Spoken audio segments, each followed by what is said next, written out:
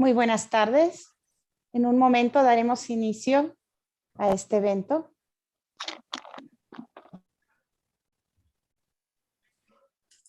Sí, buenas tardes. Buenas tardes. Vamos a dar unos 3 minutos para Buenas permitir tardes. que ingresen más personas. Sí, claro.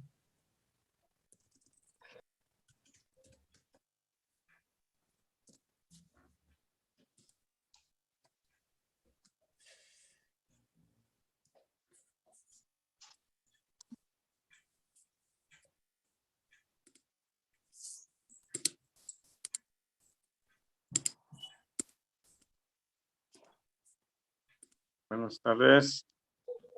Muy buenas tardes, contador. Buenas tardes. Buenas tardes. Buenas tardes, doctor Eduardo.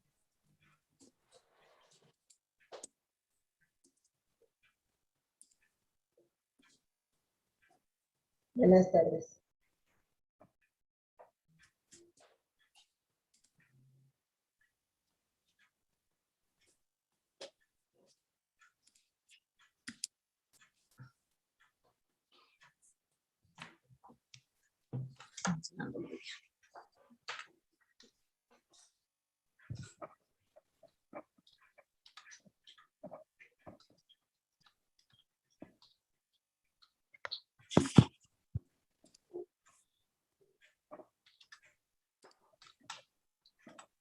Buenas tardes.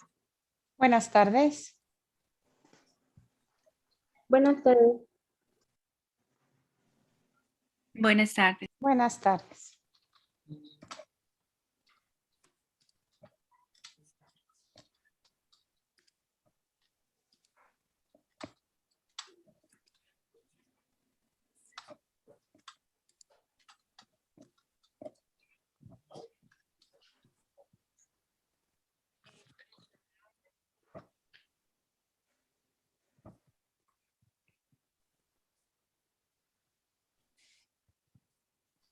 Muy buenas tardes. Siguen ingresando más personas a este ciclo de conferencias. Vamos a dar 3 minutos más para iniciar.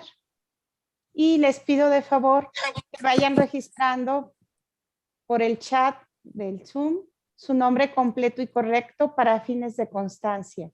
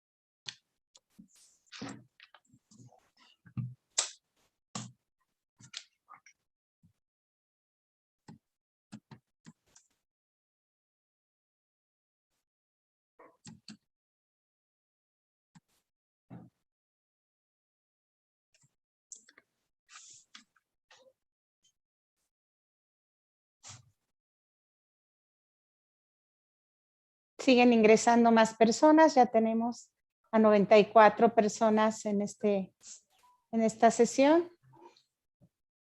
Yo quiero aprovechar a mandar un saludo a todos los que están en el chat de YouTube, que ya me están saludando. Rocío, Excelente. Virginia, Elisa, Micaela, muchas gracias. Gracias, doctora Carolina. Desde luego también muchos saludos a las personas que nos acompañan por el YouTube.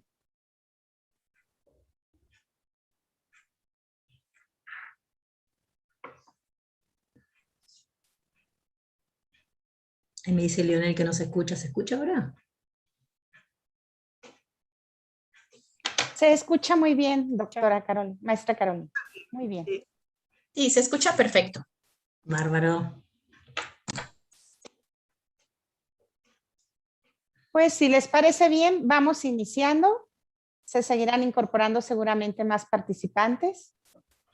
Perfecto, sí. El Centro de Investigaciones Económicas, Administrativas y Sociales, CIECAS, del Instituto Politécnico Nacional, a través de su maestría en Docencia Científica y Tecnológica, les da la más cordial bienvenida al primer ciclo internacional de escritura y argumentación académicas, que se llevará a cabo los días lunes y jueves del 7 al 28 de junio y el miércoles 30 de junio del presente año, siempre en el mismo horario a las 4 p.m., tiempo de la Ciudad de México.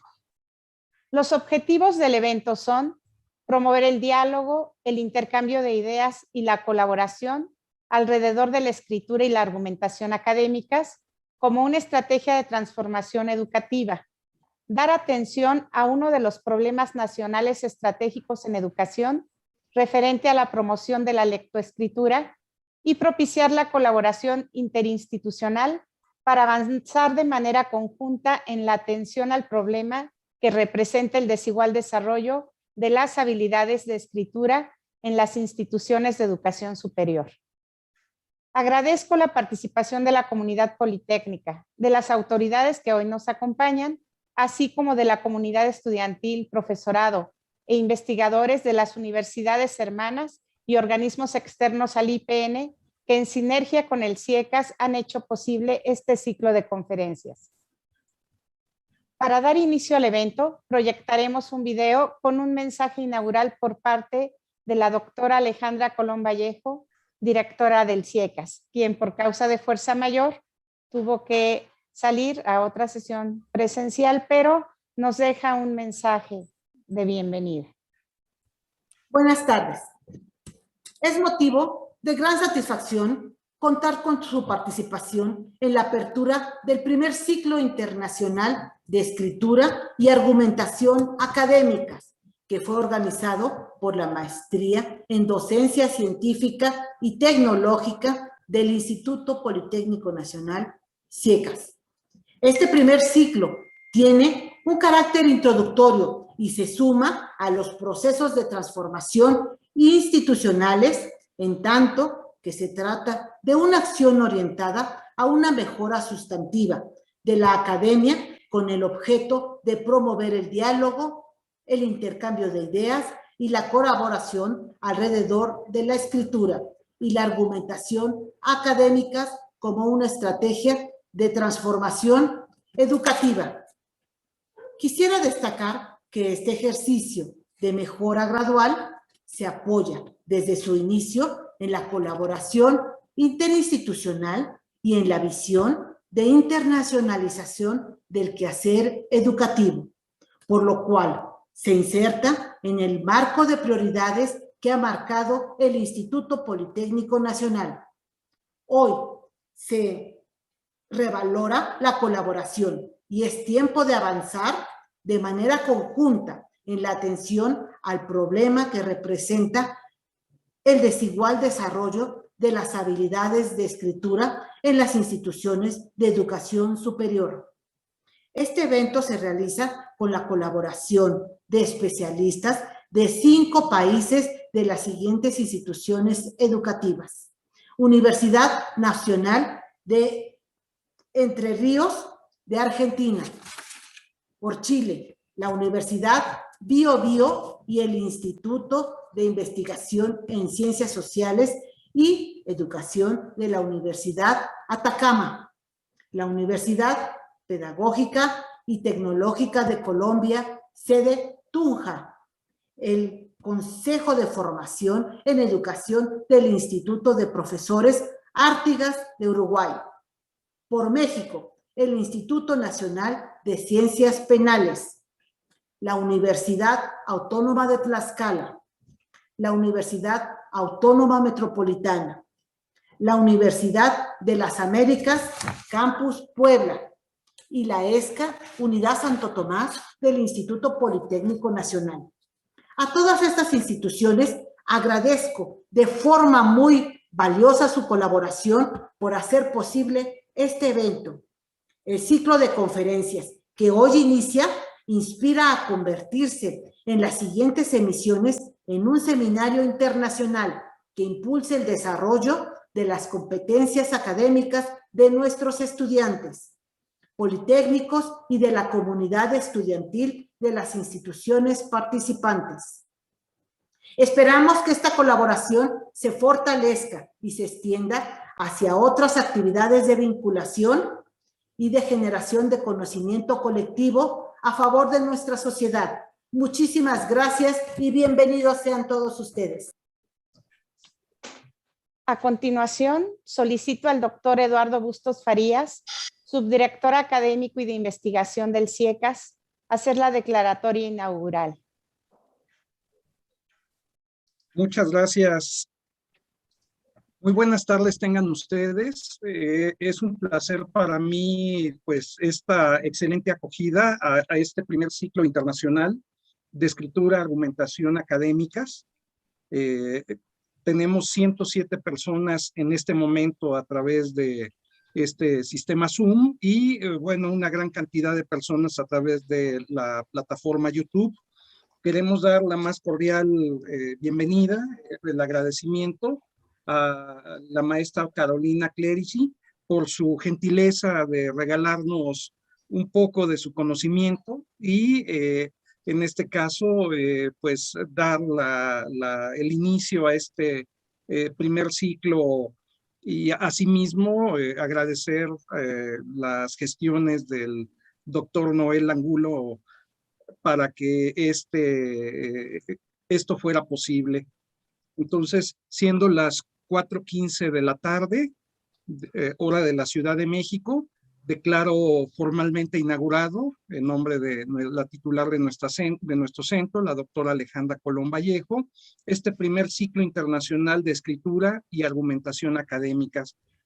Siéntanse en su casa, estamos muy contentos de hospedar esta reunión, de ser el medio para poder tener tantas voces. Ya en el mensaje que acabamos de escuchar de la doctora Alejandra, nos presentó a la gran cantidad de ponentes que de manera muy abierta, con una disposición muy bonita pues para colaborar con nosotros, han logrado que esto sea posible y que estemos el día de hoy.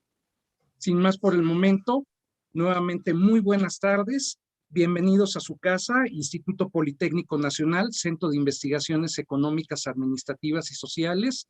Y empecemos con esta conferencia. Muchas gracias. Para fines logísticos, les pido por favor que registren su nombre completo y lugar de procedencia por el chat del Zoom o por YouTube. Esto es fundamental para ser acreedores a una constancia, ya que deberán dejar esa evidencia de su participación en al menos Chicos, ¿me escuchan?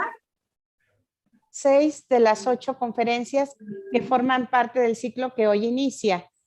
Los micrófonos estarán desactivados y por ello los comentarios y las preguntas a la ponente también les pedimos las escriban a través del chat del Zoom.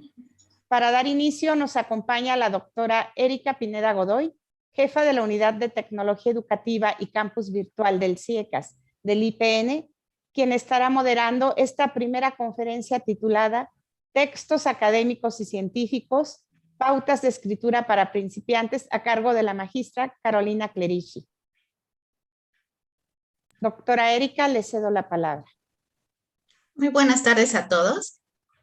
Magíster Carolina Clerici, bienvenida, sea bienvenida a este espacio, al CIECAS, y bueno, voy a dar lectura a su currículum.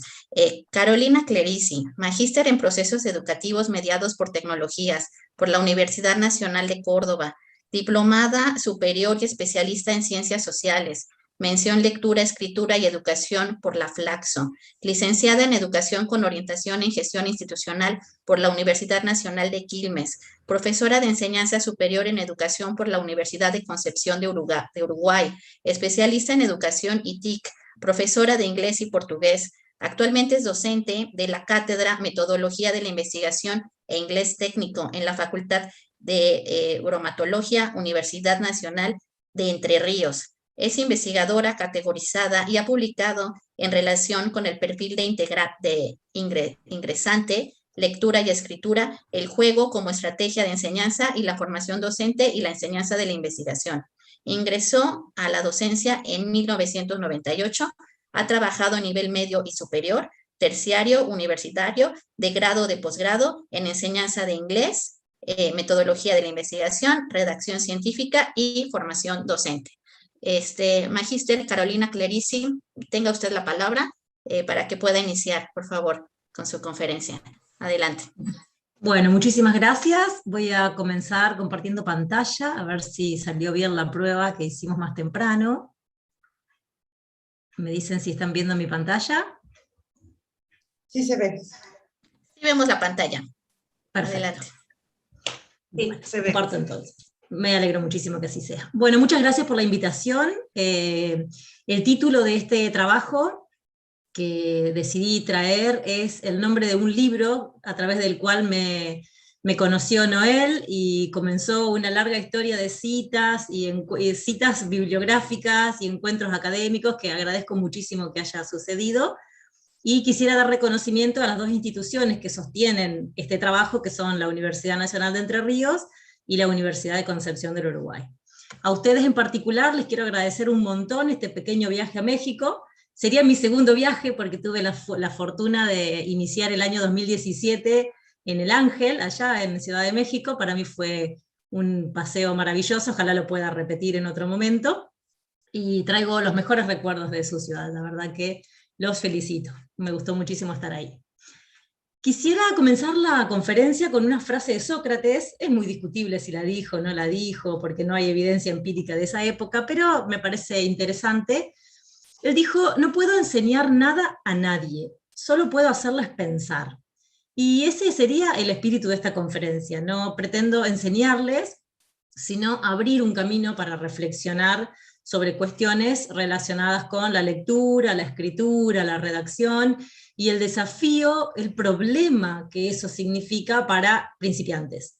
Cuando digo principiantes, con los editores del libro tuve una situación, ¿no? ¿Qué entendía yo por principiantes?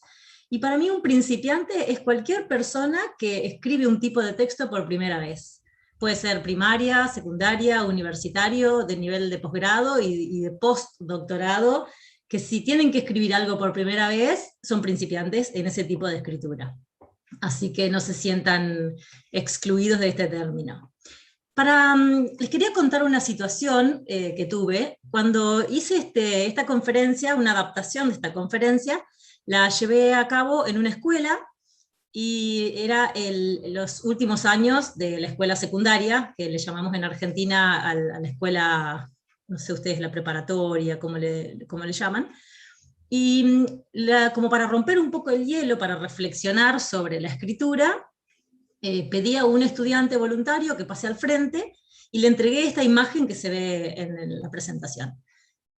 Solamente podía verlo ese estudiante que la tenía. Y a dos estudiantes más, les pedí que pasaran al frente, les entregué una hoja en blanco con un lápiz, y enfrentados, sin ver lo que tenía la hoja, el que tenía el dibujo tenía que describir lo que veía, describir todo lo que veía, y los otros dos debían replicarlo, o sea, dibujar eso que se estaba describiendo. Para mi sorpresa, cuando, además de las diferencias normalmente que suceden, porque la imaginación de uno nunca es igual que la realidad, En el caso del corazón y el triángulo, por ejemplo, sucedió algo interesante, que uno de los estudiantes lo dibujó de esta manera, en una línea vertical, digamos. Pero el otro estudiante lo dibujó como si el corazón estuviese dentro del triángulo, visualmente. Claro, cuando la persona que describió esta imagen dijo, hay un corazón encima del triángulo, la palabra encima, para esa persona, tenía sentido en sentido vertical. Y para la otra persona, lo imaginó en otro plano. Y no podemos decir si estaba bien o estaba mal, porque está encima. En Argentina decimos encima, o arriba, o por sobre, y es lo mismo. El problema fue que no había un contexto, o sea, nunca el que comenzó la descripción hizo esta aclaración, si la perspectiva desde la que miraba el dibujo era desde el frente, desde un costado, en 2 dimensiones, en 3, y estas cuestiones son importantes en la escritura. Por ejemplo, ¿por qué escribimos un marco teórico en un trabajo académico? Y porque el marco teórico es justamente ese encuadre, desde dónde estoy mirando lo que estoy mirando. Algo tan sencillo como figuras geométricas, resultaron tremendamente diferentes. Los dibujos de los participantes de voluntarios casi no se parecían al original. Entonces ahí viene uno de los primeros desafíos de la escritura. Yo voy a pedir, mientras charlo, porque es como una gran soledad que siento acá en mi casa, que se sientan con la libertad de interactuar en el chat de los que están dentro de la conferencia en Zoom, y también los participantes que están en YouTube, que libremente escriban sus comentarios, sus aportes, que los intentaremos recuperar durante la conferencia. Lo primero que quiero compartir es una teoría tremendamente cuestionable, lo sé. Sé que los resultados de Mehrabian y su equipo fueron realizados en contextos en los que se podrían discutir, pero considero muy valioso este aporte para comprender el gran desafío de la escritura, que es que lo que nosotros comunicamos, por lo general, sobre todo en la oralidad, no va a través de la palabra, sino a través de los gestos y la voz. Eso en la escritura se traduce, por ejemplo, en una puntuación o en el tipo de escritura que realizamos. Y ese 7%, que no importa si es 7%, pero importa que es poco, y eso sí es cierto, que va a través de las palabras, es lo único que tenemos en la escritura. Entonces, habituados a una comunicación en la que la voz y el gesto transmite la mayor parte del mensaje, si no tenemos esos gestos y esa voz, entonces tenemos un problema, porque no estamos acostumbrados a indicar todos los matices de la voz y de los gestos a través de la palabra, de la puntuación, de la organización del texto, o lo que sea. Eso para mí es uno de los principales desafíos de la escritura. O sea, cuando hablamos de principiantes, repito, ¿no? Cualquier persona que escribe un texto por primera vez se encuentra con el desafío de expresar solamente en palabras lo que habitualmente expresa con un montón de otras herramientas. Además de Mehrabian, vine con un montón de personas que me van a ir acompañando a la presentación. Otro problema que solemos tener cuando escribimos es que nos cuesta pensar en ese contexto de comunicación que significa la escritura. A esta situación le llamamos problema retórico, que son decisiones que tenemos que tomar dependiendo de lo que escribimos. Estas decisiones, o el tipo de texto que escribimos, va a estar muy marcado por la audiencia a la que va destinada el texto. No es lo mismo escribir a un profesor que conoce la disciplina, a un jurado que va a evaluar mi trabajo de investigación, a un colega que quiero que comprenda lo que le quiero explicar, no es lo mismo. El tópico que elegimos también le impone características al texto. No es lo mismo escribir sobre cualquier tema. Hay temas que implican una toma de postura, o una expresión de sentimientos, una frialdad, depende del tema, por supuesto que eso se refleja en la escritura. En los gestos y en la voz es mucho más fácil. Al no tener gestos y voz, necesitamos aprender a escribir mucho mejor. Y también el propósito, lo que nosotros deseamos con ese texto. ¿Qué es lo que quiero? ¿Que acepten mi trabajo en una revista con evaluación de pares? ¿Que me aprueben una carrera, o me acrediten una carrera después de haber cursado varios años? ¿Qué quiero? ¿Quiero conmover al lector, convencerlo? Bueno, depende de los propósitos, por supuesto que tendremos todavía más desafíos. Otra persona con la que vamos a conversar un ratito es Paula Carlino. Con ella tuve la fortuna de hacer una transmisión en vivo que podrán ver en mi canal de YouTube si tienen deseo de hacer eso. Ella es especialista en escritura, de las especialistas. Y en un trabajo ella recupera 4 dificultades que tienen los principiantes. Yo traje 3 que me parecieron relevantes para esta conferencia. La primera dificultad que ella encontró, hizo una investigación con estudiantes, es que a los estudiantes les cuesta mucho ponerse en el lugar del lector. Es decir, ¿qué necesita el lector para comprender mi texto? ¿Qué tengo que explicitarle? ¿Qué ya sabe? ¿Qué no sabe? ¿Qué vocabulario domina? Vamos a sintetizarlo en ponerse en el lugar del que va a leer. Cuesta ponerse en el lugar del que va a leer. Una segunda dificultad que ella sistematizó en la investigación que realizó es la dificultad que tienen los principiantes en revisar los textos en general. Ella dice que es muy común que cuando revisamos el texto nos centremos en cuestiones pequeñas como el acento, la coma, el punto, y se nos pierda de vista algún aspecto más global, como por ejemplo la organización de todo el trabajo. Hace 2 días estaba corrigiendo una tesis de maestría, y en una de las observaciones que tuve que hacer fue que había información mal ubicada en el texto. Había información en la sección de metodología que debería haber estado en la sección de marco teórico. Ese tipo de decisiones los principiantes se las pasan por alto. Vamos a resumirlo como que cuesta ponerse a revisar. Y por último, pero más importante, descubrió que los estudiantes posponen infinitamente el inicio de la escritura. Cuando alguien les pide que escriban una monografía, para el 14 de junio comienzan a escribir el 14 de junio, o el 13, o el 12, pero no mucho antes. Podríamos sintetizar esto en que les cuesta ponerse a escribir.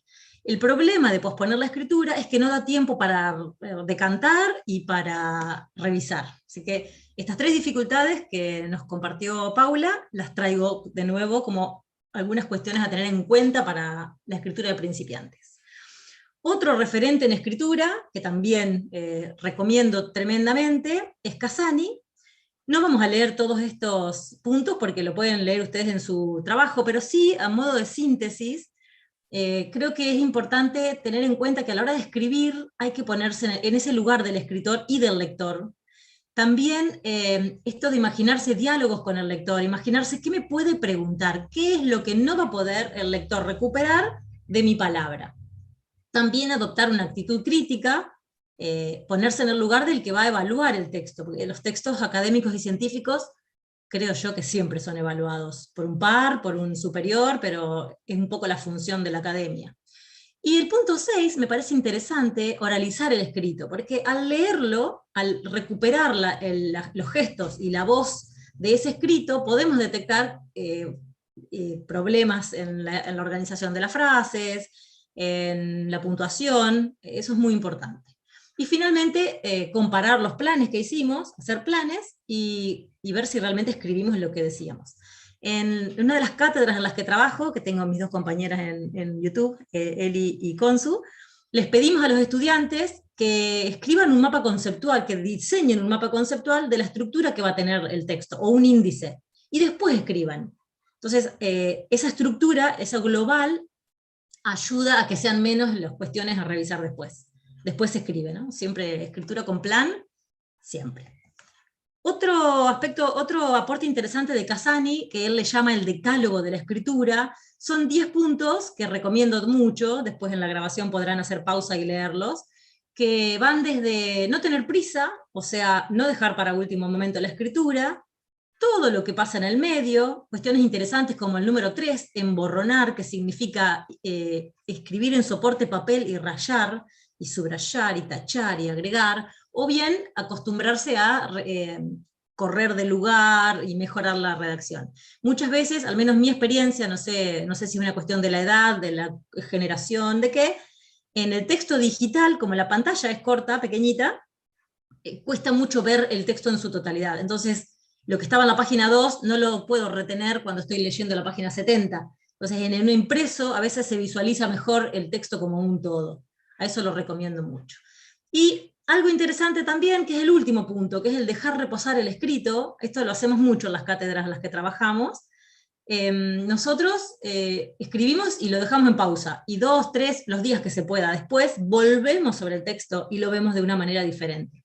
Es una pena cuando un evaluador nota errores que el propio escritor hubiese podido notar con más tiempo. Cuando nos marcan un error de tipeo, un acento que faltó, o esto de párrafos repetidos, que se le escapan al escritor porque no tuvo tiempo de revisar. Siempre es bueno dejar dormir el monstruo antes de volver.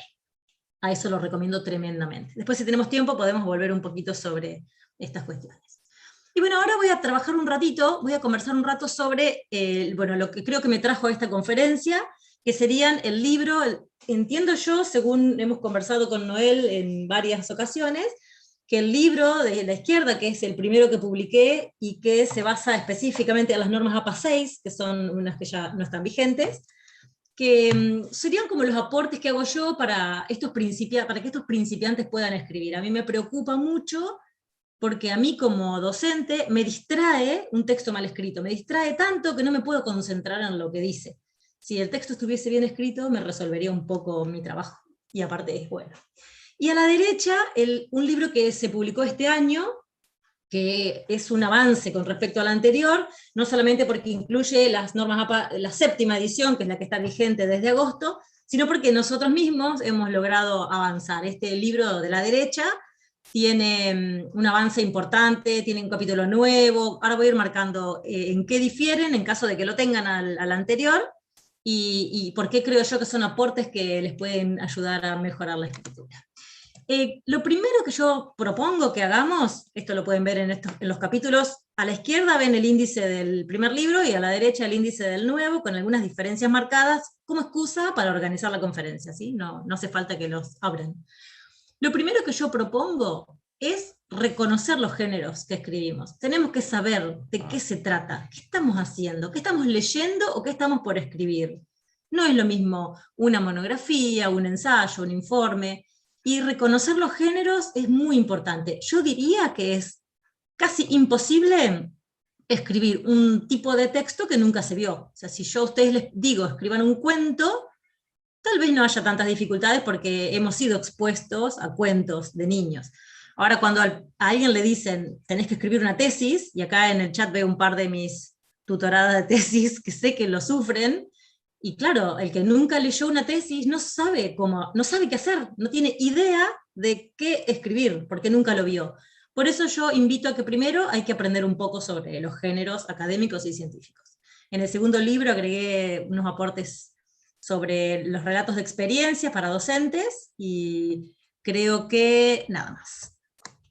Una vez que reconocemos los géneros a los que estamos por leer o escribir, es importante que prestemos atención a las partes que lo componen, qué se escribe en cada parte, y cómo mejorar eso, porque no es caprichoso. O sea, los trabajos académicos y científicos se estructuran en partes porque cada parte cumple una función.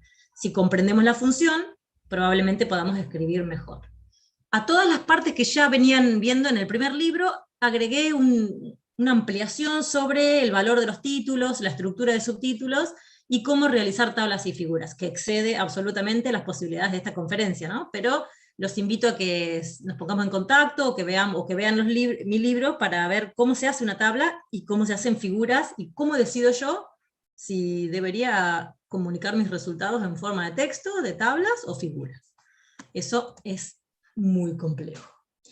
Otro aspecto fundamental es aprender a escribir como tal. O sea, la redacción científica y académica tiene características propias. No es lo mismo escribir un cuento que escribir un texto académico científico. Hay 3 cuestiones que vengo citando hace mucho de Marimut, que son la precisión, la claridad y la brevedad. Un texto que no es preciso, que no es claro y que no es breve, no debería circular en la academia porque no contribuye ni a la evaluación ni al avance de la ciencia.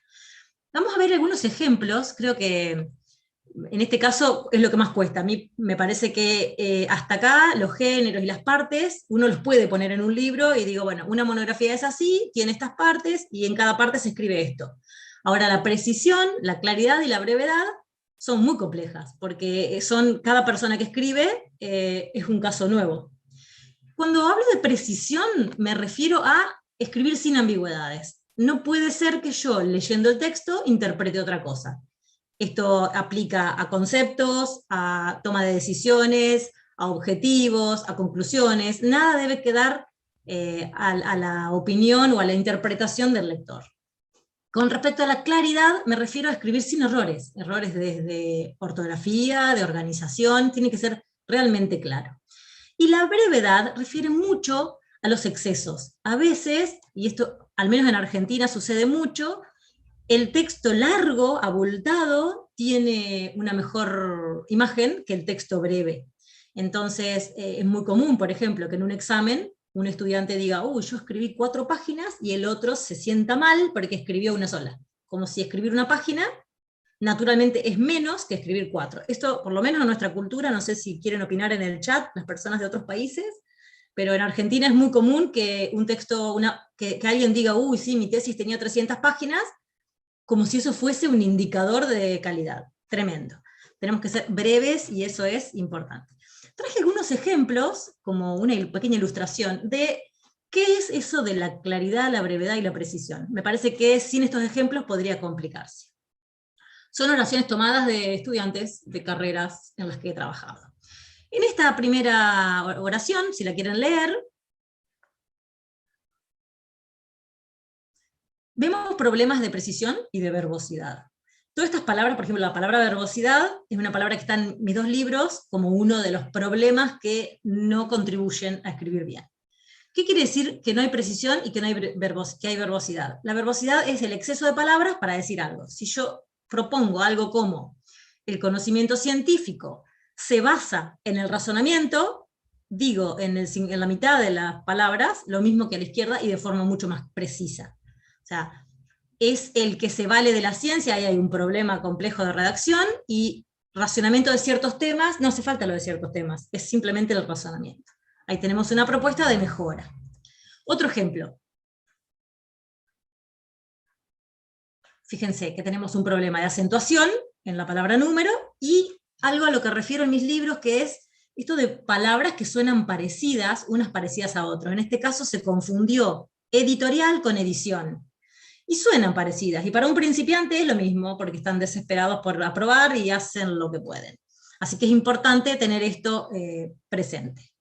Un ejemplo más. Son todos tomados de escritores reales, ¿sí? No los inventé yo. Vemos un ejemplo en el que hay problemas de acentuación, en la misma oración, de concordancia, no concuerda los objetivos, que es plural, con el verbo es, y la repetición de alcance y alcanzar. 2 formas de resolverlo. Los objetivos son lo que se quiere alcanzar con la investigación, o los objetivos son el alcance de la investigación, o algo semejante a eso. Y el último ejemplo, destaqué lo que quiero que vean porque es muy largo. Tenemos un problema con los verbos, el tiempo verbal, surgieron y alcanza, son tiempos verbales diferentes. Esto es muy común, yo misma siento, muchas veces nos pasa que, por ejemplo, cuando narramos resultados de investigaciones, en la investigación cualitativa se nos mezcla a veces de apuro un poco el presente histórico con el pasado, y necesitamos revisarlo, imagínense un principiante. Y fíjense, en madurez, en realidad, es algo que cuento en mi libro, que hay ciertos términos que el corrector de los procesadores de texto no detecta, porque en realidad es otra cosa. Ahí dice madurez, de madurar, no madurez, o sea, del verbo, como una conjugación del verbo. Lo que quería decir esta persona seguramente es el sustantivo madurez, y ahí el corrector no ayuda. Cuando confiamos ciegamente en el subrayado rojo para los errores, hay que tener en cuenta que hay muchos de estos que no se detectan, cuando la palabra existe con 2 significados diferentes. Y bueno, ya sugiero una forma de, entre ellos, el alcance, como es, en una palabra decimos menos. Siempre que se pueda decir en menos palabras, la ciencia lo va a agradecer. No es bueno mucho. Y por último, lo dejé para el final, pero no menos importante, lo dejé para el final porque voy a decir un poquito de cosas. Aprender a citar. O sea, dijimos que tenemos que reconocer los géneros, tenemos que conocer qué partes lo componen y qué va en cada parte, tenemos que saber cómo escribir con claridad, precisión y brevedad, y además tenemos que saber incluir la palabra de otros en nuestro texto. Esto es fundamental y es no negociable. Este ciclo de conferencias tiene como nombre, dentro del nombre, la palabra argumentación. Y dentro de las estrategias de argumentación, que en mi libro también refiero mucho a la explicación y la argumentación como pilares de la redacción académica y científica, en la argumentación necesitamos muchas veces recurrir a la palabra de otros, que son como los marcos teóricos o aquellos autores en los que apoyamos nuestras afirmaciones. Muchos de nosotros es como que no somos palabra calificada para hablar de ciertos temas, entonces recurrimos a los expertos. Y aprender a citar es todo un tema. En este momento yo defiendo las normas APA porque son muy prácticas, muy sencillas, digitalmente son más prácticas. Nosotros cuando nos piden que citemos por número, como es el caso de Cielo, Wikipedia, esos que tienen el numerito, llega un punto que nos perdemos, y el 2 en el aire no sabemos quién lo dijo. En ciencias sociales, sobre todo, es muy importante que el autor quede anclado en el texto junto con sus ideas, pero bueno. En este caso, lo que voy a hacer es un pantallazo muy general sobre las cosas nuevas que tiene APA 7, y el que quiera profundizar me contacta y vemos. Es casi imposible decir todo de antemano. ¿Qué hace un principiante cuando tiene que incluir la palabra de otro en su texto? Primero, tiene que decidir si va a citar eso que está leyendo en forma textual o en forma de sus propias palabras. Una cita textual debe suceder cuando la forma en que se dice es muy particular, cuando hay una definición muy específica, o cuando se toma una postura. Cuando yo voy a defender algo discutible, qué mejor que traer la palabra de un experto para justificar lo que yo creo. Y cuando quiero decir algo con mis palabras es porque es mucho, muy extenso, muy detallado, o incluye otros aspectos que a mí no me interesan, solo me interesan algunos. Está de más decir, pero nunca está de más decir, que cuando digo algo con mis palabras, tiene que ser siempre sintético. No es cambiar unas palabras por otras, eso sigue siendo plagio, sino sintetizar. De repente páginas enteras se transforman en párrafos o oraciones. Eso es con las palabras propias. Una vez que decido si lo voy a citar con mis palabras o en forma textual, tengo que respetar las 3 grandes formas de citas. Si lo que cito es corto, menos de 40 palabras, dice APA, son más o menos 3 renglones, lo pongo entre comillas. Y si es largo, o sea, más de 40 palabras, más de 3 renglones, en un párrafo independiente que ya veremos. Estos 2 casos son casos en los que la palabra del otro está claramente separada de la mía, como se ilustra en el primer óvalo. En el caso de escribir con nuestras palabras, no va nada de eso, no va comilla, no va párrafo independiente, nada, ya veremos ejemplos. Y este último caso, como se ve en el óvalo inferior, se combina más la palabra del otro con la mía. En este ejemplo vemos, estos son fragmentos del libro nuevo, que están ilustrados también en el anterior. Elegí el nuevo porque me parece que tiene la estética un poquito más cuidada. Fíjense que ese rectángulo que se marca en el medio de la presentación es lo que dice otra persona, y tiene las comillas, donde empieza diciendo el lector podrá informarse exactamente, bla, bla, bla. Eso está copiado textual del libro de Bota del año 2002, de la página 21. O sea, así se indica una cita corta, no va cursiva, es simplemente comillas. Perdón, al final de la presentación, yo tendré que citarla a la autora como corresponde. Cuando hago una cita larga, extensa, más de 40 palabras, eso que dije que es párrafo independiente, se indica simplemente con un mayor margen. Ni cursiva, ni cambio de interlineado, ni cambio de letra. En este caso, ese rectángulo que se ve, lo hizo el editorial de la misma forma que acá marca con un rectángulo lo que destaca, acá también. No es que vaya un rectángulo, es simplemente cuestión estética de la editorial. Vean 3 cuestiones interesantes. El párrafo simplemente tiene mayor margen, los autores van al final siempre, y el número de página o localizador, puede ser páginas, párrafos, minutos, depende de dónde lo encuentro, a este fragmento, de dónde lo tomé. Cualquiera de los 2 casos anteriores, al final del texto deben tener la referencia completa. Algo que cambió en APA 7, que está indicado al medio, en la parte inferior de la imagen, es que ya no se indica la ciudad. Antes se colocaba la ciudad de la publicación, eso ya no se indica. El resto, los que conocen las normas APA, lo ven, es igual que antes, ¿sí? Cuando lo digo con mis palabras, se supone que yo hago una interpretación de los textos. Entonces, el ejemplo que traje es una interpretación que no solamente sintetiza, sino que combina. Y esto de combinar autores siempre es un nivel de lectura más profunda y más deseable en la academia. Fíjense que hay entre paréntesis 4 publicaciones, 5 publicaciones, en orden alfabético dentro del paréntesis. De las 5 publicaciones se supone que han sido tomadas todas las ideas que describen los rasgos de los jóvenes, ¿sí? Esto es un tipo de cita con las palabras propias adecuado, no cambiarle algunas palabras. De estos 5 textos que aparecen entre paréntesis, al final de la producción estarán en orden alfabético con todos los datos correspondientes, integrados al resto de las citas, por supuesto. ¿Cómo quisiera yo terminar? Ya estamos cerrando esta primera parte. Como nosotros en Argentina lo decimos, no sé si en otros países lo dicen, pero esto de poner el ojo, no sé si ustedes se expresan de la misma forma, pero como síntesis de lo que yo quisiera que ustedes entiendan como principiantes, como escritores principiantes, es que hay que poner el ojo en la búsqueda de información.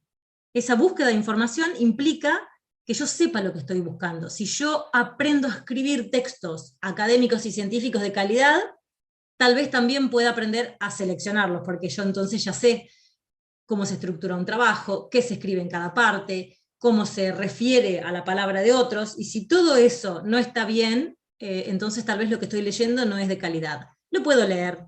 Una de las preguntas que siempre tenemos en las cátedras sobre Wikipedia, por ejemplo. ¿Qué pasa con Wikipedia? ¿Se puede hacer una búsqueda en Wikipedia o no? Y en el libro lo digo, siempre uso la metáfora esta de que Wikipedia es como un vecino que conoce sobre un tema. Yo le voy a preguntar al vecino, ¿qué sabes sobre ayuno intermitente? Uno de los temas que están trabajando mis estudiantes de nutrición. Bueno, el vecino me va a dar información que tal vez sea buena y válida y confiable, pero mi vecino no es una fuente confiable. Yo no puedo poner en la lista de referencias, me lo dijo mi vecino. Entonces, ¿qué hago? Lo tomo como un punto de inicio, me organiza la forma de entender el tema, pero automáticamente necesito ir con alguna técnica como bola de nieve o como las búsquedas que se realizan en los buscadores y repositorios, necesito ir a textos que digan la información de fuentes confiables. Cuando hablamos de fuentes confiables nos referimos al modo en el que se construyen esa información, esos resultados. ¿Hay una investigación? ¿Cómo se hizo? ¿Con cuántos casos se trabajó? ¿Hay experimentación? ¿Se controlaron las variables? Hay muchas formas de preguntar. Wikipedia es eso, es el vecino. Tan desastroso no debe ser porque en el manual de las normas APA hay un apartado que dice cómo se cita Wikipedia, o sea que pareciera como que nos avalan la cita de Wikipedia. Y de hecho hay estudios, ahí yo no les puedo decir exactamente cuál, pero hay estudios que han comparado Wikipedia con una enciclopedia británica o de otras enciclopedias, y han detectado que los errores que contiene no son necesariamente más por ser Wikipedia. Entonces hay que ser criterioso y tenerlo en cuenta. Aprender a buscar información. Cuando buscamos información, cualquier buscador va a arrojar miles de resultados, miles, porque es la idea. Entonces tenemos que aprender a seleccionar. Y ahí, criterios sólidos de selección. Un criterio de selección que muy pocas veces se usa es, por ejemplo, ¿cuál es la postura del autor? O sea, ese autor que estoy leyendo, ¿me sirve para apoyar mi postura? ¿O a propósito para yo traerlo a mi discurso y defenestrarlo? Entonces, bueno, aprender a leer más allá de lo obvio, más allá de los títulos, los subtítulos y las palabras clave. Aprender a leer esa postura que toman los escritores. Y ahí seleccionar lo que necesito seleccionar. Una vez que seleccioné lo que voy a trabajar, si es un informe de lectura, serán 3, 4, 5 fuentes. Si es una monografía, serán un poco más, no sé, no hay un número, pero me imagino que 6, 7, 10 fuentes es algo bastante ambicioso para una monografía. Si es un marco teórico, probablemente muchas más, o cualquier trabajo que incluya marcos teóricos.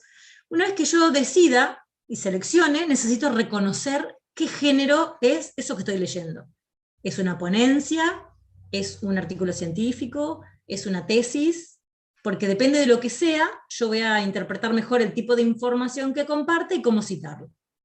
Una vez que decidí, voy a citar. Y cuando digo citar, me refiero a dos cuestiones. Cómo lo integro a mi narración, a mi texto, y cómo armo la referencia en la lista final. Y por último, la redacción. Y esto sí que va último, porque si nos distraemos con la redacción muy temprano, perdemos la visión global. Y con respecto a la redacción, esto no se termina de aprender nunca, nunca estamos libres de errores, de hecho, siempre aparecen puntos y comas que faltan y acentos que se nos escaparon, aunque el texto tenga, no sé, mi libro tiene 15 años, y ayer, con una de las chicas del equipo, volvimos a encontrar 2 errores de puntuación, y eso nunca se deja de escapar. Pero por lo menos que no sea una distracción, o sea, este punto que encontramos con las chicas, lo encontramos nosotras porque estamos dedicadas a un nivel anormal al texto ese en particular. Pero mientras no obstaculice la comprensión y la lectura, no todos los errores son tan graves. Ahora, si yo me confundo edición con editorial, ahí distrae la lectura, porque el lector dice, ¿cómo edición? ¿Cómo editorial? Y bueno, no dejar de agradecer, les quisiera decir a los que están escuchando que como esta conferencia tiene esta modalidad unilateral, es muy difícil el diálogo, así que los invito a que me busquen en cualquiera de las redes sociales que utilizo, que me pregunten, que me consulten. Suelo compartir en YouTube muchos videos sobre producciones, escritura y demás. En Instagram, que es donde resido, también hago aportes, comentarios, y de última me pueden contactar por cualquiera de los canales. Estoy en todas partes, así que para mí sería un gusto poder dialogar. Me sirve mucho ampliar la mirada, un español más neutro y más estándar. Yo estoy muy arraigada en el español del Río de la Plata, no sé si la forma en que hablo se entiende, es la forma en la que hablamos acá. Estoy tratando de hablar en neutro, porque aparte tengo un acento provinciano muy fuerte, que lo estoy teniendo bajo control para que me puedan comprender. Y bueno, agradezco infinitamente la invitación y espero sus intercambios, su aporte y el diálogo que se pueda abrir en este momento. Muchísimas gracias.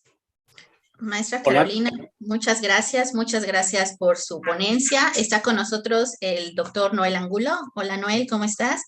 ¿Qué tal, Erika? Ya pude hacerlo. Ok, habíamos tenido algunos problemillas allí técnicos, pero qué bueno que ya estás conectado. Dejo la palabra al doctor Noel para que haga algunos comentarios. Bien. Carolina, tienes mucha claridad en la manera de exponer.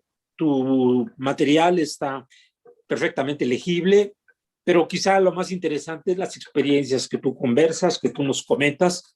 Me pareció muy interesante, muy importante el que ilustres y al mismo tiempo que das la explicación. Quisiera yo agregar algunos elementos que son importantes. Un documento o en una relación, en un escrito, puede estar perfectamente citado, siguiendo las reglas que establece el APA, siendo fiel a lo que dice el texto, pero pudiera no contener la parte original de quien escribe, que una persona dependa completamente de las citas bibliográficas de otros. Es como dejar que otros escriban por uno, una situación que a veces sucede, que vemos que cita a muchos autores, y ¿dónde está la parte original de quien escribe? Bueno, esto hay que considerarlo. Esto quiere decir que no porque esté bien citado un documento o porque sea fiel a lo que dice el autor, no deja de ser plagio, ¿no? En situaciones como estas. Por otra parte, el hecho que tú nos refieres, uno, la experiencia de haber escrito un libro para resolver un problema de tus estudiantes, de tu comunidad, y de pronto esto crece, evoluciona y hablas de una segunda edición. Nos compartes la primera porque es posible, la segunda edición, como es fresca, no lo autorizan los editores, pero creo que es de mucho valor tener este material. No sé si no se ha subido de la red, yo lo enviaría en la siguiente sesión para que todos puedan tenerlo, o si Carolina lo tienes a la mano, si lo pudiera subir en el chat del Zoom, tendrían la posibilidad todos de recibir ese material tan importante que tú nos has compartido. Dejo la palabra a la doctora Erika. Muchas gracias. Quisiera hacer un aporte sobre lo que Adelante. planteó Noel. Es la línea que divide el plagio de la falta de palabra del estudiante, es una línea en la que no me he animado a entrar porque todavía no sé cómo resolver. Es un problema que no sé cómo resolver. Un estudiante que copia y pega o dice con sus palabras cuestiones que no son propias, a un estudiante que se somete a la cita excesiva. En mi libro refiero yo al problema de las citas excesivas. Y yo creo que a veces pedimos mucho a un principiante que tome la palabra y que se empodere y que se apropie del discurso. La sugerencia que doy en el libro es que imiten a algún autor en su estilo, no que le copien las palabras, pero sí en el estilo de escritura, y que traten de ir... es un equilibrio tan difícil de lograr. En realidad hay que saber tanto sobre un tema para poder escribir, que generalmente excede las posibilidades de un principiante, y cuando uno toma esa postura y la tiene clara, como decimos en Argentina, ahí sí, el resto de los autores son más fáciles de incluir como ejemplificar, nosotros usamos la cita de otra persona porque esa otra persona es más clara, o es más autoridad que nosotros para decir lo que queremos decir, ya sea para explicar o para argumentar. Eso, yo en ese terreno me manejo con cuidado porque no tengo una solución y porque entiendo que es difícil esperar eso de un principiante. A los expertos nos cuesta, imagínense a los principiantes. Muchas gracias. Hay preguntas de los participantes por ahí, doctora. Sí, maestra Carolina, hay una interrogante aquí. Cuando alguien escribe un trabajo académico por primera vez, y vamos a pensar en un trabajo académico importante, como por ejemplo una tesis de licenciatura, y luego pasa por lo que es la maestría, y empieza a escribir otros textos, sucede que cuando llega a leer la tesis de licenciatura, como que no se conoce, se desconoce, ¿no? En el sentido de decir, ¿cómo? Yo escribí esto, ¿cómo lo hice? Entonces hay una madurez que existe en uno como escritor, y podríamos pensar que uno debe ir agarrando confianza. Eso me parece importante, porque cuando yo les pregunto a mis estudiantes por qué abusan de la cita, lo que me responden es de alguna manera que tienen miedo, ¿no? Que no se sienten con la confianza de poder expresar, que cómo pueden ellos argumentar, que todos los argumentos tendrían que venir amarrados a otros autores. Entonces, ¿cuál sería, ahorita usted dijo una palabra muy importante, el empoderamiento, ¿cuál sería sus sugerencias para los estudiantes que tenemos en posgrado para que se empoderen, ¿no? Para que se empoderen, y si bien ya hicieron una tesis de licenciatura, algunos sí, otros no, la mayoría sí, ahora en esta tesis de maestría podamos verlos a ellos, porque a veces estamos leyendo, pero estamos leyendo pedacitos de otros autores y por allí un comentario chiquito de ellos. Entonces, ¿cuál sería la recomendación para poder ver al estudiante en esa tesis y que la esencia verdaderamente sea esa construcción?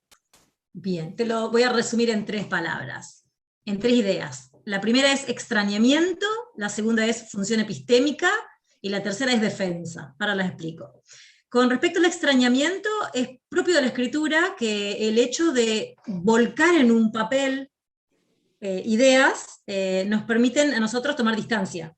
Y al volver, eso de volver sobre el texto que decía Casani, siempre nos extrañamos. De la misma forma en que al ver una foto del pasado, tenemos una reacción de, ay, cómo cambié, tengo el pelo más largo, más corto, estoy más blanca, más bronceada, lo que sea. Siempre al ver fotos del pasado, tenemos una sensación de que ya no somos esos. Con la escritura debería pasar lo mismo. Así que maravilloso volver sobre un texto y sentirlo diferente. Quiere decir que está bien.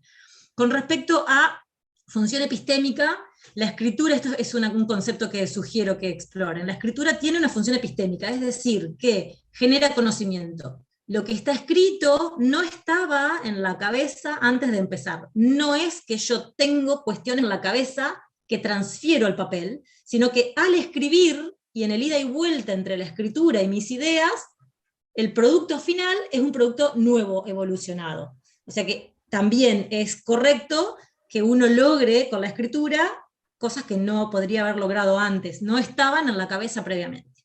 Y con respecto a la defensa, algo que es muy importante, esto aplica a todos los terrenos, la escritura, la enseñanza. Si yo no imagino a dónde voy, lo dice el gato de Alicia en El País de las Maravillas, ¿no? Literatura. Si yo no sé a dónde voy, no importa por qué camino vaya. Y en la tesis pasa lo mismo. Nosotros insistimos mucho en que el estudiante aprenda mucho sobre el tema primero. O sea, no se puede escribir sobre lo que no se sabe. No se puede investigar sobre lo que no se sabe. O sea, ya hay que saberlo. Cuando uno tiene un conocimiento bastante acabado de un tema, puede decir lo que sabe. Y por eso les pedimos a nuestros estudiantes que generen un mapa visual, un mapa conceptual, un esquema de la estructura de eso que va a decir y que lo digan. Muchas veces les pedimos, grábense imaginándose la defensa de la tesis, al final. Imagínense que están en un público, tienen 40 minutos, 30 minutos, bueno, convénzanme de lo que creen. Y eso debería ser el esqueleto del texto. Y después, bueno, se ampliará, se organizará en capítulos, se nutrirá de otras voces, pero la estructura tiene que estar desde el principio. Cuando uno escribe la tesis, generalmente ya hizo el trabajo de investigación, ya recolectó los datos, ya los procesó. Bueno, ahora convénceme de lo que vos querés decirme. Y ese sería el hilo conductor, esa sería la palabra del estudiante, como que fuese un locutor. Como ustedes ahora están moderando esta conferencia, bueno, la moderación. El moderador es el estudiante, y que incluya las voces de otros, en este caso, bueno, estoy yo mucho tiempo, en una tesis deberían incluir muchas voces, y después incluir las voces. No tentarse e irse por perderse en la voz de otros. ¿Sí? Muy bien, creo que tenemos tiempo para una pregunta más. Cuando hablamos de escritura, la escritura es algo lineal, ¿no?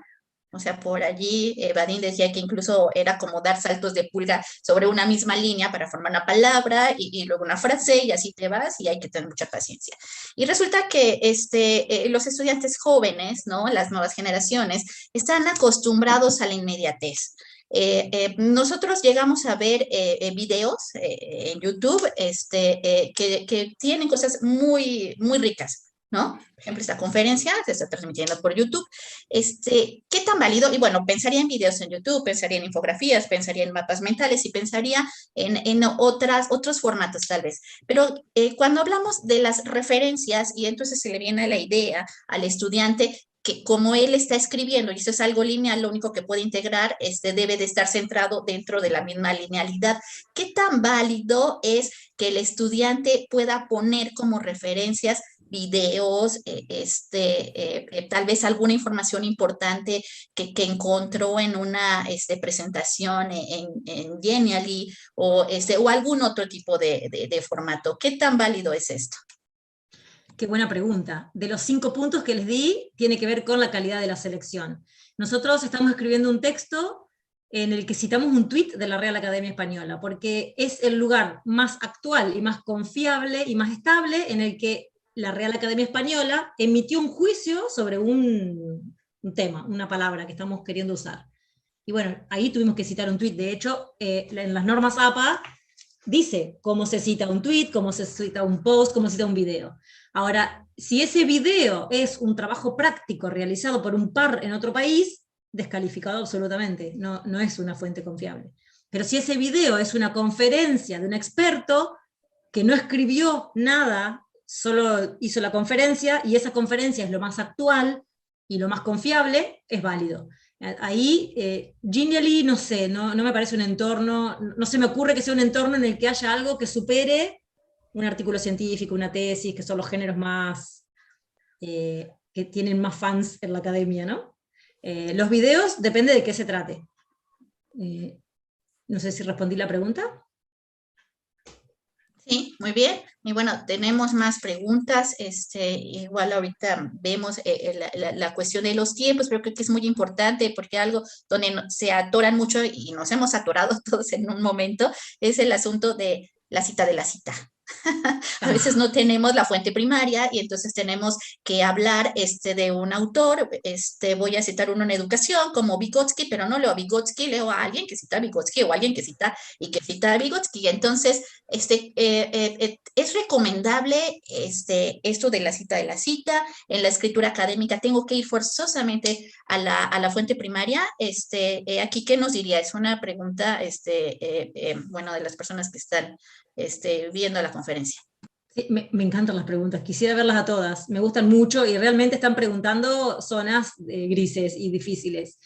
Mi primera sugerencia siempre es ir a la fuente original, porque en realidad nosotros sabemos que la lectura no es objetiva, que es un lector que se encuentra con un texto y se construye algo ahí. Y cualquier interpretación de otro autor siempre va a ser la interpretación de otro. Tenemos la barrera lingüística. Vygotsky escribió en otro mundo, en otro idioma. No tenemos acceso a Vygotsky en directo. Pero intentar una traducción, tal vez. Supongo que una traducción también depende de la calidad del traductor. Una traducción debería ser mejor que una interpretación. Mi primera sugerencia es ir a la fuente original. Si la fuente original tiene problemas, como por ejemplo autores que ya no están como Vygotsky, ver quién sería palabra calificada para hablar de Vygotsky. Y bueno, buscaremos la cita de la cita. Pero en cuestiones muy generales, yo iría a la fuente original, y dejaría para cita secundaria excepciones que estén justificadas en el idioma o en el acceso. Y bueno, otra pregunta importante. Si yo entrevisto a alguien, ¿cómo podría citarlo? Y a mí me viene a la mente esto. Si yo escucho la conferencia de Carolina Clerici y dice cosas que son muy importantes y que yo quiero retomar en mi trabajo, ¿es válido? ¿Cómo lo hago? Sí, son dos cuestiones sumamente diferentes, porque la conferencia va a estar disponible en Internet, y todo lo que está disponible en Internet se cita de una manera. O sea, hay un formato para cita de conferencias. Se cita la persona, la fecha, la conferencia, el ente organizador y el enlace de acceso a la liga, como dicen ustedes. No entendí nada cuando me decían te mando la liga. Así, nosotros no usamos liga para enlaces. Ahora, una entrevista es otra cosa, porque son comunicaciones personales y no están publicadas y no se publican. En ese caso, es uno de los muy poquitos casos que se citan en el texto, pero no se incluyen en la lista de referencias. Si yo en algún momento de mi artículo científico voy a referir a la palabra de un docente que entrevisté para mi tesis, bueno, la tesis en realidad sí está publicada. Pensemos en otro tipo de entrevista que no esté publicado. Dentro del texto hay una forma de citarlo, que es inicial, apellido y la fecha exacta de la cita, y no se refiere en la lista final. Esa es la forma de citar comunicaciones personales. En mi libro dice cómo se citan las comunicaciones personales, y no van al final. No van al final los clásicos ni las entrevistas. Un mail personal, una entrevista personal, todo eso no va al final, sí en el texto. Y las conferencias van en ambos lugares porque ya pasan a ser una publicación no periódica. Muy bien, otra pregunta. ¿Cómo se puede lograr un diálogo entre los autores revisados sin que parezca una paráfrasis de cada uno? Qué bueno. El gran problema que tenemos, que muchas veces cuando escriben marcos teóricos, cada capítulo del marco teórico parece la reseña de un autor diferente. Eso significa que no fue buena la lectura, la comprensión del tema, porque estamos prendidos del autor, y termina dominando el autor y no el tema. Por eso vuelvo al esquema, hacer un esquema, un mapa conceptual del tema, y ahí los autores se subordinan a mi palabra. O sea, yo quiero decir esto, y para eso necesito algunos autores. Nunca es bueno en la ciencia, nunca jamás es bueno en la ciencia que algo lo cite con un solo autor, porque es una sola mirada y nunca la ciencia va a querer una sola mirada. Siempre es mejor la polifonía, el acuerdo, el consenso. De hecho, la objetividad en ciencia está dada por el consenso. Cuanto más personas piensan lo mismo en ciencia, más tranquilidad nos da, porque supuestamente estamos en el camino. No está bien, pero es la costumbre, ¿no? ¿Dónde podemos encontrar tus publicaciones, tus libros? El primer libro anda recorriendo el mundo en formato digital, el segundo no, porque no hay autorización de la editorial. Lo intento conversar, pero va a ser difícil. Y tengo un blog en el que publico algunos fragmentos, y bueno, de última, consultas puntuales. Los que hablan inglés, les sugiero que escriban directamente a APA. En el libro digo dónde está el blog y el correo personal de APA, que contestan, y si no hablan inglés, me harán las consultas y las responderé, no hay problema. Tengo un blog, mi blog se llama Consultas Escritura, blogspot.com, algo así. Si googlean mi nombre, mi apellido, escritura, sale el blog, y ahí he respondido consultas de gente.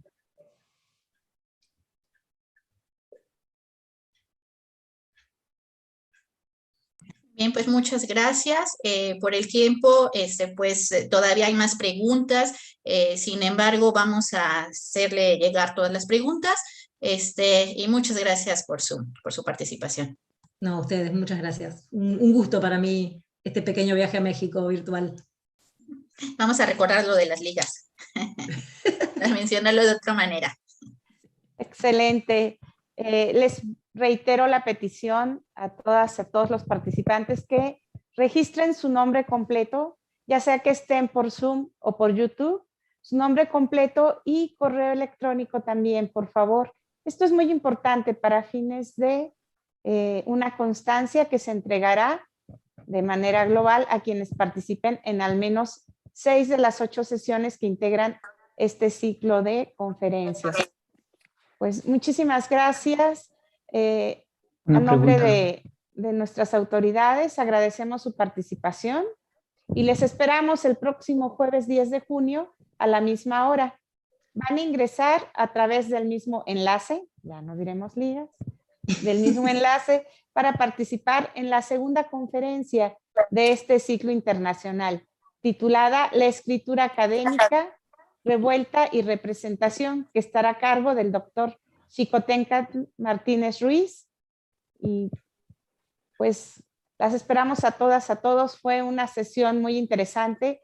Sin duda, lo único que hizo falta fue tiempo para poder aprovechar más la experiencia, los conocimientos de Carolina, y nos da mucho gusto que ella acepte recibir más preguntas que quedaron en el tintero.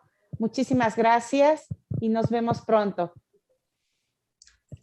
Sí, doctor Noel, si quiere hacer algún comentario también para cerrar.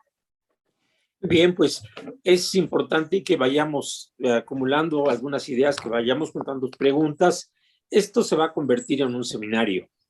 Y si tenemos el interés de que todo este material que nos aportan de manera colaborativa expertos de diferentes países vaya conformando un instrumento, una herramienta de ayuda para mejorar nuestra competencia escritora. Nos da mucho gusto que Carolina haya aceptado. Quizá más adelante la invitemos nuevamente a compartir algún aspecto, algún especial, por ejemplo, la polifonía, que es algo que suena sencillo, la diversidad de autores en un documento, que es un tema muy interesante porque la construcción del conocimiento científico necesariamente se basa en la intersubjetividad, en la interacción entre diferentes autores, y allí es muy rica la experiencia que nos pueda compartir Carolina Clerici. Muchas gracias, Carolina. Muchas gracias a todos ustedes que participaron en esta ocasión y los invitamos a que continúen. Son 8 sesiones, esta fue la primera, muy rica. Ya se habrán dado cuenta que la gente que nos acompaña son gente con mucha experiencia, con mucha capacidad, con mucha claridad en la comunicación y con muchas ganas de compartir lo que saben. Gracias a todos. Gracias, Carolina. Hace falta hacer la entrega de la constancia. Yo ya la tengo aquí lista. Solamente que no puedo compartir. Ya puedo compartir pantalla. La abro para que hagan entrega el moderador, la moderadora. Pues si gustas, El Instituto Politécnico Nacional, a través del Centro de Investigaciones Económicas, Administrativas y Sociales, otorga la presente constancia a Magíster Carolina Clerici por su participación como conferencista invitada con el tema Textos académicos y científicos, pautas de escribir para principiantes, en el marco del primer ciclo internacional de escritura y argumentación académica. Ciudad de México, a 7 de junio del 2021, la técnica al servicio de la patria, y firma la directora del CIECAS, la doctora Alejandra Colón Vallejos. Muchas gracias. Muchas gracias. Doctor Eduardo, adelante.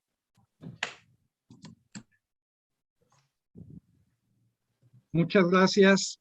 Pues primero que nada dar el agradecimiento en nombre de la doctora Alejandra Colón Vallejo, titular del Centro de Investigaciones Económicas, Administrativas y Sociales, por esta excelente charla que nos ofreció la magíster Carolina Clerici.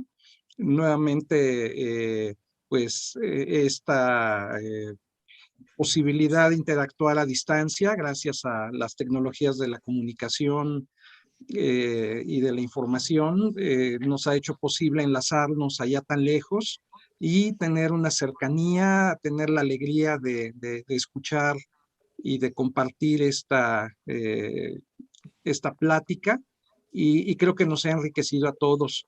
Nos abre ahí toda una serie de dudas, de preguntas, de inquietud, de apetito intelectual, de conocer un poco más acerca de este laborioso proceso de la escritura científica.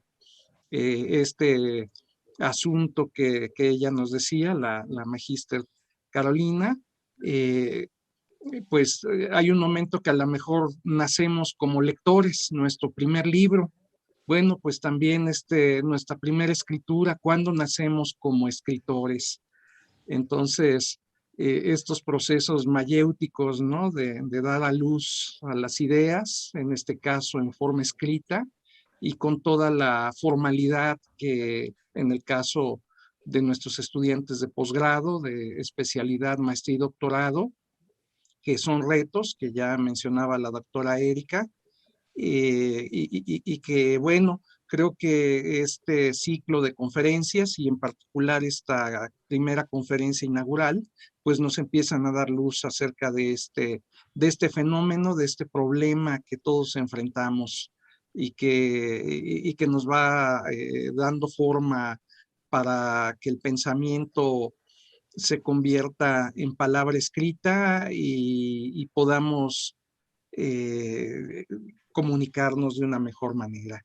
Muchísimas gracias a todos, a todas las que nos dieron la oportunidad de este tiempo de estar aquí con nosotros. Muchas gracias.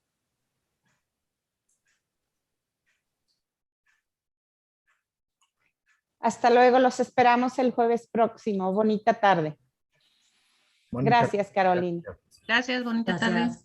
Hasta luego. Bonita tarde. Gracias. Hasta luego. Gracias, hasta luego. Gracias. Gracias a todos. Gracias, hasta luego. Gracias. Muchas gracias a todos. Gracias, nos vemos el próximo jueves. ¿Ya queda registrado solo con nuestro nombre, nuestra participación? Sí, con su nombre completo, procedencia, y si nos escriben su correo, se los agradecemos. Pero esto lo podremos seguir captando en próximas sesiones. Lo más fundamental es su nombre completo, por favor.